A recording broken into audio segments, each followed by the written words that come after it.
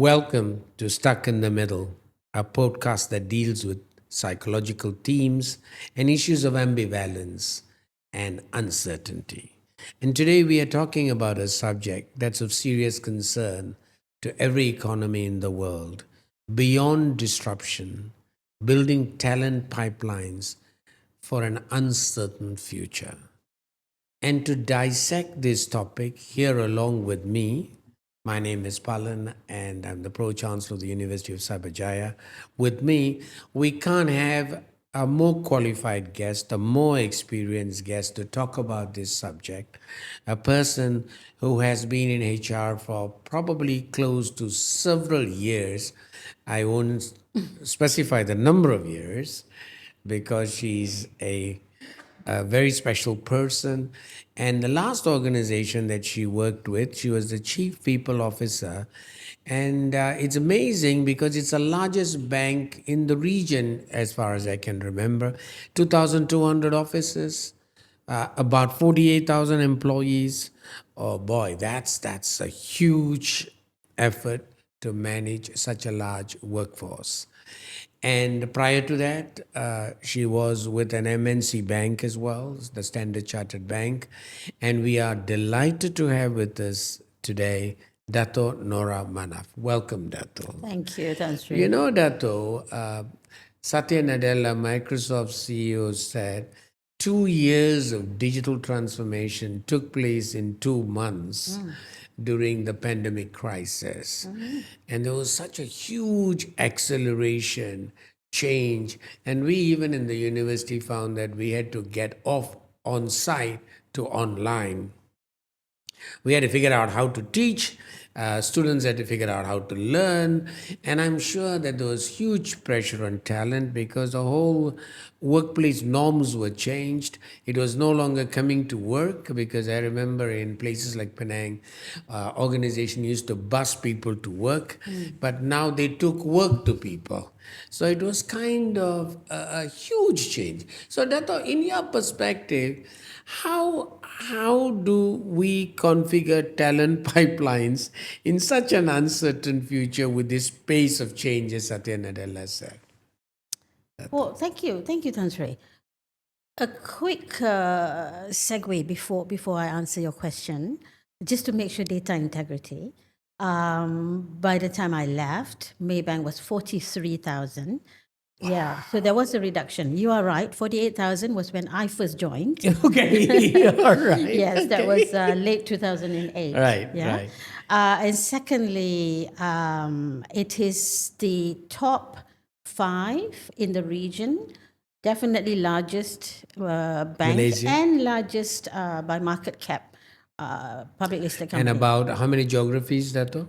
Yeah, now 17 countries. It was 19 countries. So yeah, there's been a lot of transformation. Sure. Yeah. Okay. So to your point, absolutely. And you know, I'm not sure if you can see, but my eyes lit up when you mentioned that, because for me, personally and professionally, I'm very thankful for COVID. Okay, that statement can be controversial, right? But yeah, of course, there has been a lot of pain in 2020, loss of lives, right? So expensive tuition fee, I call it tuition fee, for every, development and accelerated evolution for humankind, right? Sure. Human pay large tuition fees, right? High tuition fees. So I am thankful, in spite of all that pain, because of what you said, right? Finally, there is acknowledgement of a lot of new things, right? And old things that have not been acknowledged prior, right? But acknowledgement is just the first stage of any transformation. And Satya's point, without, claiming that I'm speaking on his behalf, but I am sure he meant that that acknowledgement. Because prior to that, I mean, just a simple example is the fact that Zoom and Microsoft Teams were already in existence. But not much of use. Exactly. So finally, in 2 months, out of necessity and survival and desperation. Because you and I, we needed to speak and see our relatives, our grandmas, right? Grandpas, right? It became the norm, yeah? Exactly. So acknowledge that it is there, right? Sure. And then recognize, acknowledge and then recognize, recognition that it's there. And recognize, recognition comes with utilization. Sure. But there is a third stage, which is my answer to your question, right? It's realization of that potential. Right. Right? Right. Unfortunately, again, you know me, right? I'm not very traditional or conservative, right?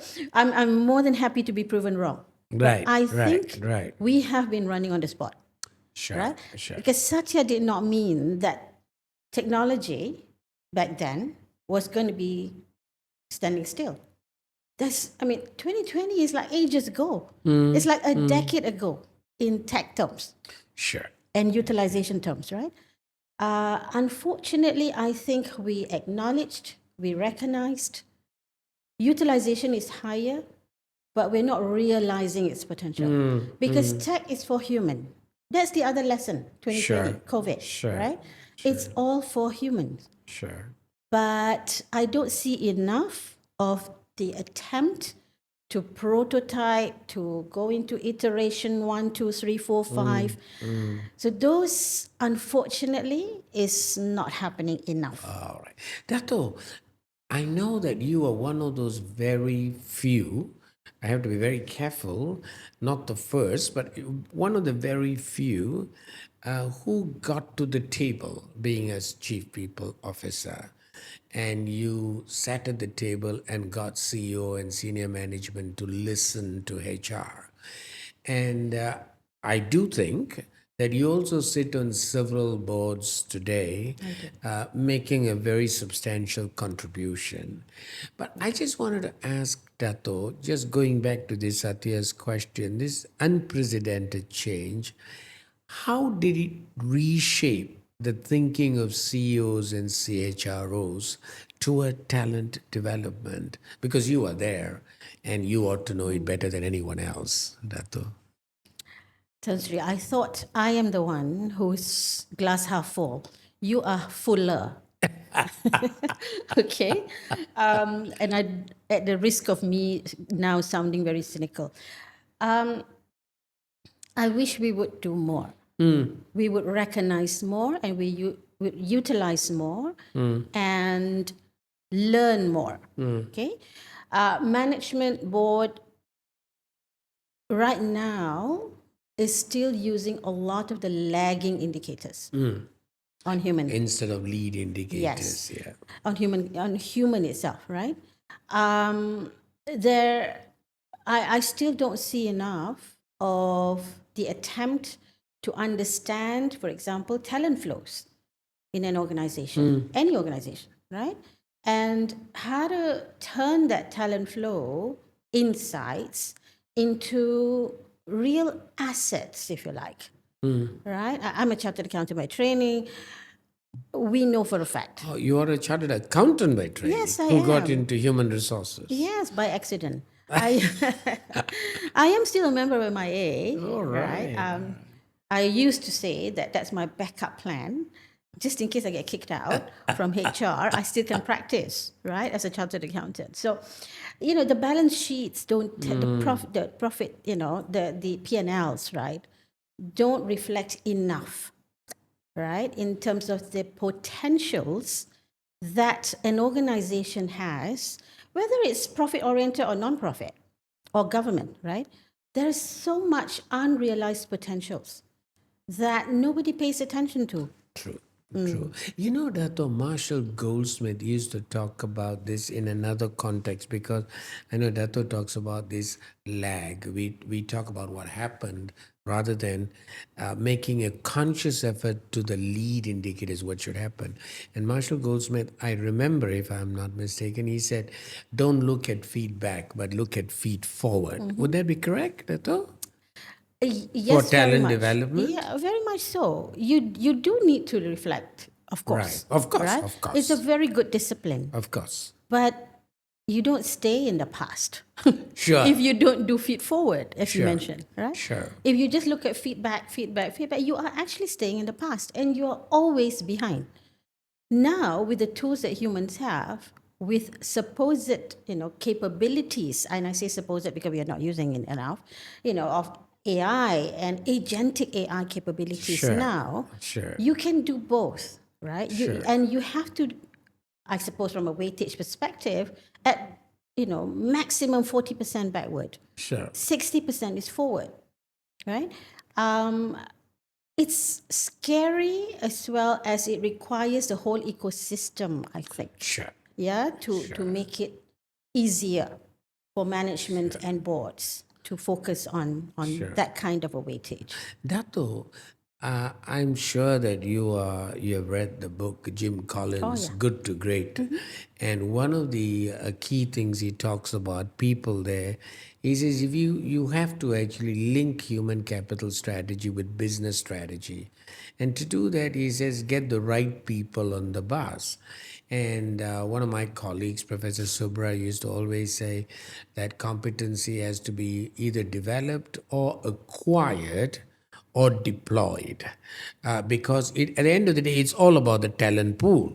It's one nice thing to say get the right people on the bus, but if in the country you don't have the talent pool, then we can talk whatever we want about foreign direct investment, but it's not there. And in the bank, I know particularly in the investment bank, you had a real shortage of people in origination and certain key skill sets.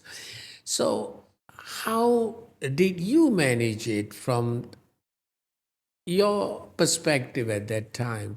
Because you wouldn't be so much into operations and HR, right? You'll be looking, and I'm sure you had a huge HR professional force as well. So how did you manage it, Dato?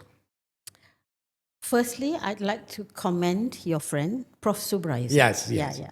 Because clearly his reaction to what Jim Collins allegedly said, it demonstrates his knowledge, his deep knowledge and course. wisdom.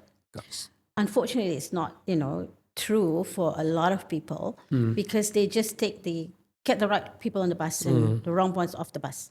Sure. And they stop at that. Sure. Right? That is too simplistic. Sure. So yes, to your question, I am, in fact, even back then when we did our first transformation when I joined Maybank, right? Sure. So it was called Leap 30 then, and that was 2009, 2010. Nobody talks about agentic AI. Nobody talks about the terms that we're talking today, sustainability, and so forth. But for me, it's always been a driver for us, right? Not just me alone, of course, our CEO then, and my colleagues, right? Many of my colleagues have always been believers of being responsible, Sure. right? And actually, let me reinforce first, the point that I mentioned earlier, that the simplistic view of what Jim Collins said is very dangerous, right? And it's not what he meant really, because Right. that was an analogy. Of And course. the bus, back then, during our time when we were teenagers and youngsters, Sure. there was only the bus. Of course. Right? Of course. Of course. Today, my goodness, Many everybody has a avenues, driver, right? You can have a driver if you want to. You can have a choice of the vehicle you want to. That's Grab, right? Sure. And so forth, and Uber, right? So the vehicle is different, and the vehicle can be also a whole network, right? So you have to understand that and understand it from that perspective. And then when he talked about the seats, those are roles. Right. Today, the roles are shared. The roles are shared not only human and human, but human and AI, right? So you do have to understand that in trying to, use his wisdom of the principle of what he mentioned. Just take take it in the right context, in the Correct. proper Current, context. current context. And current context moves again. It's not static, Sure, right? sure. And also then, what do you do? What do you mean when you say get off the bus? Now, this is a perfect segue because you remember when I started, I said we reduced our headcount, Yeah, 48 to 43. 43, yeah. But it wasn't just exiting people. It wasn't just about exiting people, right? Even back then, as believers, as people who has a passion about being responsible and caring for the society, we introduced, I introduced a phrase, we call it Maybank Go Ahead, Take Charge. Now, it's meant to change people's mindsets about mobility. Sure. And mobility can be internal or external. Of course. Right?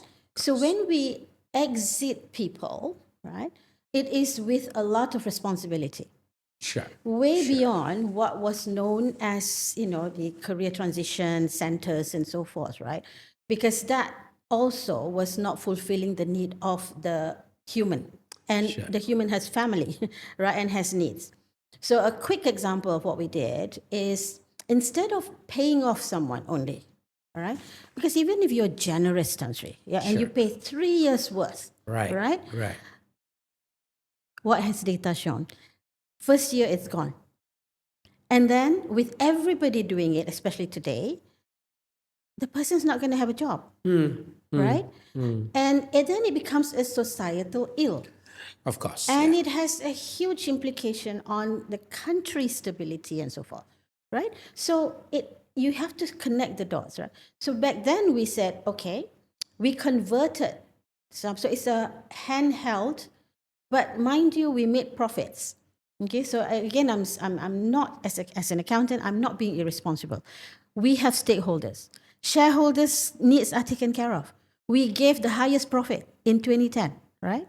So we'll take care of that. But we have to invest. It's not a cost. Sure. We have to invest in ensuring that people truly are mobile and has mobility. So we converted part of that, what we would have paid and what normal companies do in an exit package. Part of that is to support the person. If it's entrepreneurial, fine, right? Then it becomes seed funding, right? If it's another job, the person still has that Sure. funding, right? To make sure that we land the person with a job. We actually did that, right? And we did that amongst banks too. Sure. What we continue, see, what are people worried about, right? It's benefits, Sure. right? Sure. It's medical cover. Right. So we provided a whole year still of medical cover Sure. and provided advice, specialist advice to make sure the person then is landed on his or her feet. That's why we didn't have any bad press, even though we let people off. Very good. Two things there, Dato. I think one, of course, nothing to do with the podcast, but this morning's newspaper, our Minister of Health is concerned with the insurance companies increasing premium, where the top 20 in the country are likely to move to the public health service and putting pressure on the health system. But that's besides the point. Yeah. But I think, thank you for some of those ideas, reassuring. But this is a concept that I've been fascinated with recently, which came from Simon Sinek, and I've written a lot about it in my Echoes of Gratitude. Just cause. The just cause is not putting the profitability first, but putting the cause for which you are out there, like Sam Walton said, everyday low prices, so that the people can take the money and use it for something else, savings, just like what you said, the stability of the economy, the stability of the nation. And of course, profitability is important, but it just comes below. So it's basically the customer is our king, and then the employees, and then of course our shareholders in that order.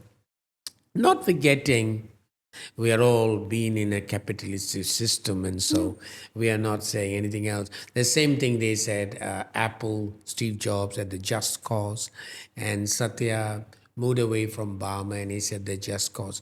So that's very interesting that Dato talks about it, looking after, so making sure that while the organization might lose the talent, the nation doesn't. Now we have a problem today. In the country, nurses, I do know that nurses who join us at the university, they're all employed. And so their first choice of employment is Singapore, Dubai, Saudi, and now people are talking about Australia, Japan, Germany. It's very difficult to retain them here simply because it doesn't make any economic sense. So, how do we upgrade that kind of skills and make sure that they are paid well, because otherwise they're going to go away? I'm sure you would have had that problem many times in the organizations that you worked with, right, Dato? Absolutely, and you know why I'm smiling because we definitely didn't plan this particular point, Tan Sri, Yes, but yes. that's exactly what we did at the start of our transformation in Sure. Maybank. See, the first things that I picked up from these bundles of report that Maybank used McKinsey before I joined, right? So they have these reports, right? And I knew that we were not paying the people enough Sure. for their skills and their capabilities. And to So retain the talent. exactly. Oh, absolutely. You know, a multinational bank can pay double anytime, right? Of And you course, lose yeah. your talent. So to cut the story short, right? We went to the board and said we are going to increase staff cost. Yeah. That's right. We have to increase staff cost, but It's tied to productivity. exactly. Right. You can hold us accountable for increase in revenue per staff. Right. Right? Right. Of course, we didn't say PBT per staff because Right. it was Okay. tougher and Of we had course. other, cost Of course. components to deal with. But revenue per staff, yes, please hold us accountable. However, it's not even a chicken and egg thing. You just have to do what's Sure. just cost, right? Sure. And the money comes back. Sure. I told you 2010, first ever, Sure. breaching USD 1 billion profit, right? And after that, it was like triple, quadruple. Right. Right? Right. You just need to do what's right. And Yeah. that's another lesson. You know, God works in mysterious ways. COVID was unleashed on humans because you refuse, stubborn lot of people, you refuse to take action on the logic that you accept. So left brain says, yes, take care of people. Yeah, we talk about that. But we've not translated that into real methods, methodologies, Sure. management tools. We are still using management tools and methods of Of what? course. The Of first, course. second industrial revolution, Of course. Yeah. right? That on its own is an acid test to say that's not moved. Yeah, Yeah? I know. So coming back just to another very tied to this, very close to this, Dato, which I'm sure you've had. I know in the Middle East, in the GCC particularly, they have the nationalization program, and every nation has got its own goals in order to ensure we don't depend on immigration for talent, because they've got other issues. Yeah.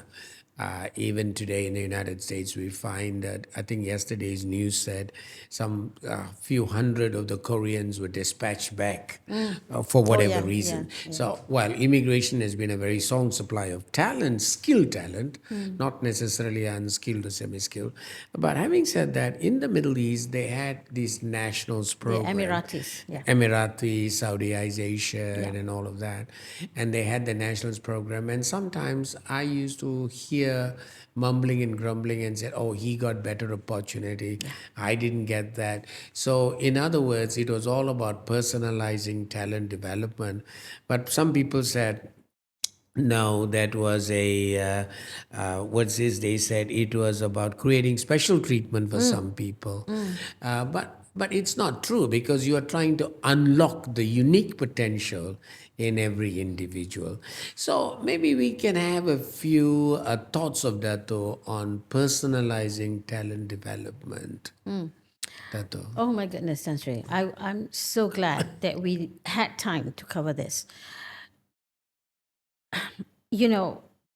Everything that we've been discussing boils down to this Sure.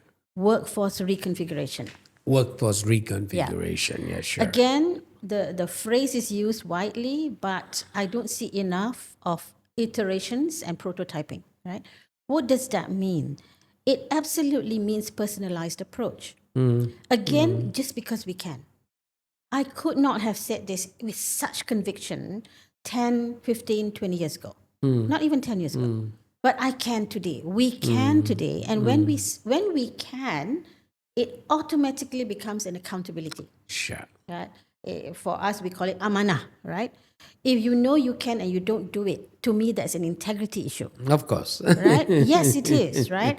Don't just look for, corruption and so forth. If you don't do what you can, it is an integrity issue. Right. Right. So what is it that we can do now? We can give people what they prefer. That's flex, right? But to be able to truly reconfigure and bring flex in, because there's a lot of paranoia now about, oh no, we've lost discipline. So everybody come back. You don't get the point. The point is not where is that person sitting, right? What the person is contributing. Exactly. So most people have lost the point. Now, what that entails is bringing a redefinition, right? And when you redefine that, you will do it differently. Looking at not just permanent staff as core, whether it's gig, contract, whatever will come next, they have to be core as well. As I long like as what you say, whatever comes next. yes, we just have to be prepared for whatever comes next, right? True. And that is the skill gap that actually is missing. You and I talked about this, right? It's not a particular technical skill, Right, because that one can be filled really quickly if we are lucky, because AI will get it first, right? So entry-level jobs, even mid-level jobs, right? As it is, will go away, or has gone away, definitely. But it's about, which is the third re that I mentioned just now, right? Realization, right, of the potential. So if all of this become core, right, and yes, there has to be, what you mentioned earlier, right? The medical part, the insurance part, right? There are many models now being talked about, but we need to test it and learn from it. Of course. Then everybody can be managed on a personalized basis, right? Sure. Certainly. There is no problem in the young who wants to work maybe 4 hours a day. Of course. Yeah. And there are seniors who has skills and capabilities and wisdom that is required. It's not PT, it's not CSR.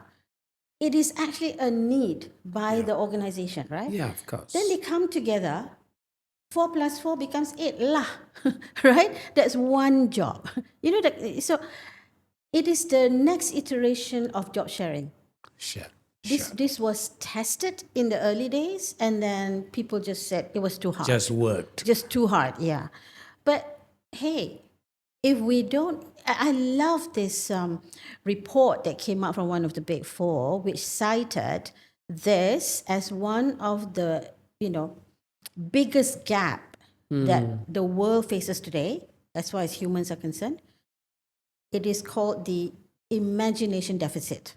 Yeah, correct. Right? Yes. Oh my goodness. When I read that, I said, this must be one of the most powerful, finding or statement that anyone's made, because we cannot, think about how to make things work, even though our left brain says it makes sense.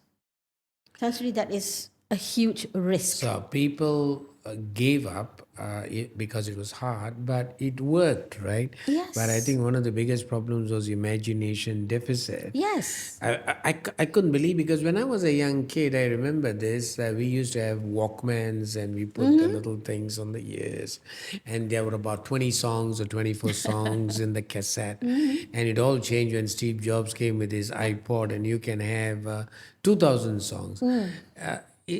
It looks so easy. I'm sure it could have been done by many other people, but it was about the imagination deficit that Dato talks about. Dato, we are coming to the close of the podcast because of time concerns. But I got two questions and I don't want to miss out both the questions. Maybe we'll spend a little less time on the next question, which is what Kathy Florina, of formerly of Hewlett Packard, said. She said the goal is to turn data into information and information into insight so that you can take the data and analytics to the boardroom so that it will actually, human capital risk will be seen in the same light as financial and operational risk. So, Dato, maybe 2 minutes on that, if you could just share that, and then we'll go to the most important question that everybody has asked me to ask you. But before that, we spend 2 minutes on Okay. this. Dato. No, absolutely. Actually, we touched about this briefly just now. Yeah. When I mentioned that we're not utilizing leading indicators. Right. So, for example, Yes. the cost of the issue that crops up in almost every, let's do a quick audit, almost every employee engagement report of any company will highlight silo mentality, right? So just that, right? Silo mentality has its costs, but because it's not written as a cost, it avoids, it is avoided in management meetings and board meetings, right? So you've got to understand that that is a cost Sure. of not having people be able to work effectively and efficiently together. Sure. So that's the other thing. Efficiency is measured, but effectiveness is not measured enough. Of course, yeah. That's going back to what Peter Drucker said. Be always have an effective organization. Yes, Not just in doing things efficiently, right? absolutely. The last one is, of course, Dato, you had so many thousands of people, and I'm sure the pressures, I can't imagine the pressures, but obviously, I'm sure you had very good professionals in HR working as business partners. Jack Welch had this much debated philosophy of addressing underperformance. It was such a controversy. I think it was the bottom 10%, right? Or something like that, Yeah. yeah. So, how do you think that CEOs, senior leaders, and CHROs deal with underperformance in an environment like what we are in today with respect to talent development? Okay. Again, I'm smiling because I might get shot for saying this. This is really about little knowledge is dangerous, Yeah. or in Bahasa we say, menuntut tak habis, Right. because Jack Welch, everybody just, latched onto the The easiest, statement rather the than 10%. the meaning behind it. Exactly. They forget that what he meant, actually, he used, what was it, 20, 70, 10. Correct. Right? Correct. And what he was trying to say is the people who perform, which is about 20%, must be rewarded because they bring in the. And they must be retained. Exactly. Yeah. But don't forget the 70. The 70% needs to be developed and coached. And yes, coaching and all, everybody just looks at it as soft. Oh, okay, by the way, just do it because it sounds nice.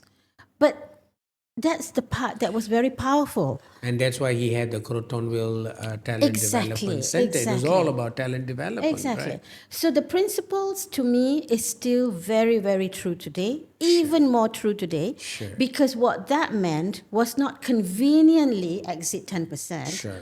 but in fact, oh my God, I'm glad I suddenly remembered, to mention this. I believe he talked about dignity, right? Even the 10% that's Freedom, supposed right, to be yeah. exited, it cannot be that they suddenly find out they're going to be exited, right? Give them Because that coaching and all would have happened, that message would have gone to them, Sure. and then they're not in a position where the rug is put from under their feet. Sure. And the rest, which is exactly what the AI tools today provide, right? In terms of making sure the feedback is there. And they can therefore then, with dignity, take that feedback and decide, Sure. and that's the personalization, decide whether I want to do this all the way and I will make sure I do it, or I want to do this the 4-hour way. Right. And that's how I'm going to do it. And the organization has the infrastructure of accepting all of this as core. Right, right. So, in reality, to answer your question, it is so true today. People should pay more attention to the principles behind it and use tools to achieve what was intended. Yeah, the goal is not to just let go people, Yeah. but the goal is to ensure that they find the right match so you could unlock the human potential. Yes. Dato, it was such a pleasure having you, on our podcast. And if there was three things that you'd like to just leave with our viewers with respect to talent development, particularly for an uncertain future, going beyond disruption. You have already talked about the imagination deficit, so I'm sure disruption is going to happen. But if you had three things, what would you say those three things would be that we need to focus on talent development, Dato? Right, that's tough, but let's try. I think the first thing Just is, just three lines, and we promise you that we will not take the lines away without looking at the meaning. Yeah. well, first thing is from a practical standpoint, make sure people are paid right and treated right, Sure. right? And I know that's tough. It's People a are gonna given, say, yeah. Well, it's a given, but as We you don't mentioned, practice it. yeah, exactly. People have to, for practical reasons, Sure. work in Saudi or something, right? Sure, Because they can't take care of their Maslow hierarchy of need, Sure, basic need, right? sure. So we have to do that. And it's not just a cost Sure. because it's proven, right? And a Maybank his story, is one case study, Sure. right? Sure. When they are treated right and their tummy is okay, right? They're Then not they- thinking about where do I get my next rental from. Sure. They are able to give you that 200%. Sure. You have to give them that capability to be able to exceed your expectations. Sure. Sure. So I would say, therefore, the second thing to pay right, treat right, care. Right? You have to care, truly, truly care, because if you care, you will find the right solution. Right? And thirdly, get out of a conditioned mind. Right? Because everybody, I know that when I mention something, 10 people listening, 10 will be already with what they're going to be saying, in response. Instead of Yeah, taking it or not even in response, in reaction. in. Right. That is coming from a conditioned mind, Sure. right? I'm not saying I'm right. I may be right. I would love to be proven wrong because at least then we are discoursing. Thank you. Right now, it's just a reaction. And I just want to tell you that you're wrong. I just want to tell you that you're wrong, right? Thank you. Yeah. Okay, so I think the third is we are all conditioned. So go beyond it. We have to go beyond conditioned minds. Lovely. Thank you so much, Dato. And it was such a pleasure having Dato on the podcast. I'm sure that you had some great ideas beyond disruption, looking at talent development for an uncertain future. We address some 5 key concepts, and Dato, with all her practical experience, gave us practical advice that you can take away. To keep this meaningful conversation going, please hit the bell icon and subscribe to the podcast. Thank you very much. Terima kasih.